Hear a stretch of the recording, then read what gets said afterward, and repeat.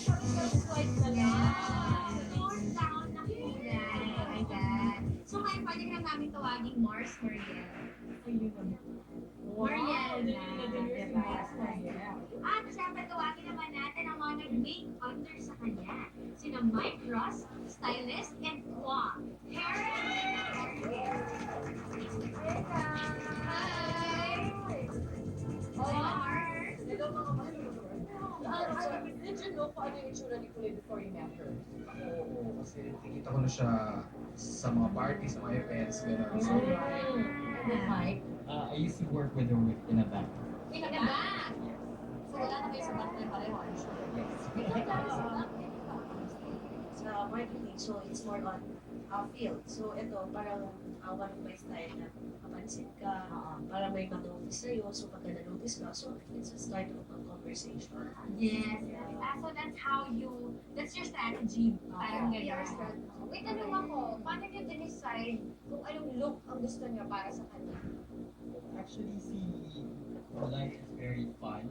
And what I did was just that I had some textures going on. So still it's fun, but on a more subtle way. So there's a fun bracelet there. There's a inner top na medyo fun. It's actually a one piece suit. And it's sheer naman yung top niya because it's very dramatic. And what about for you, Kwa? sa akin, in-lesson ko lang yung application ng makeup niya. Okay. Like colors, mas nag-tone down. Mm. Ginawasan lang kumbaga. Kita yung beauty niya. Hindi ka sanay. You feel? Parang bulan, kita ko bigla. Sabi ko, ang ganda ng mga eyelashes. Ang ganda ng wala, parang Yung ginagawa mo siya, may ganun siyang tendency na parang sobrang nakukulangan siya lagi. Na hindi niya alam na maganda ka naman. Ito lang ang kailangan mo. Kumbaga, Sobrang meron siyang ganun talagang consciousness. hindi siya sanay ng natural look lang. But alam mo, Mars, bagay sa'yo. Alam mo, ang pinakamaganda dito, at least when the time comes na si Kulay, gusto niya ng medyo iba, or you know, if there's a certain occasion na ganito yung kailangan niya maging Siya mag-tone alam down. niya na alam ko na kung anong magiging itsura. At ito pang Halloween party lang. Pang-Halloween! Balik ka na. Oo, Mars. Point sa akin, Mike, ano yung advice mo sa mga moms dyan in choosing their outfits kapag kasama yung kids nila? Well, one good thing about that, it's very tropical in our country. So, Yes, it's hot. very in ngayon yung you just wear a tank top and on the bottom, you can just wear a sheer top, wear shorts. We're probably like 3 inches above the knee. Okay, nice. And then probably just flip tops and pants, which are very in right now. Good for your makeup.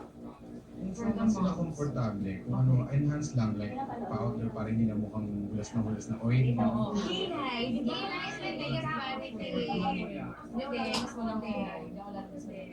Ako blush. Ba, actually, perfect. Blush talaga. Chicken, mga chick tint, mga color chick tint. Natural look, di ba? Kasi lalo na summer. So, let's go light. Hindi daw kaya ni Kulay, tigilan na daw natin yan. Oo, dahil siya init. But it's okay. Siyempre kung saan ka comfortable. And confident, di ba? Yeah, thank you, Mars Mariel. Thank you. Thank you, Mars Mariel.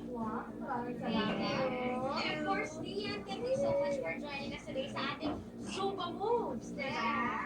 Ayan, maraming salamat din for joining us sa isa na namang nakakatuwang bonding experience ngayong gabi. Pamilya Transpo.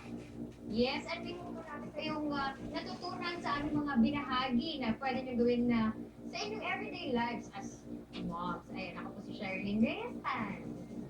At syempre, from Mondays to Fridays, araw-araw nyo niyo po kami makakasama ha dito sa GMA News TV before personalan para sa iba't ibang kwento at usapang masaya at makabuluhan. Ako naman si Suzy Abrera at kami ang inyong mga Mars! Okay! Hell girl, you driving crack. Hell yeah, dirty bass. This beat make me go wild. This drink make me go down. Party hard.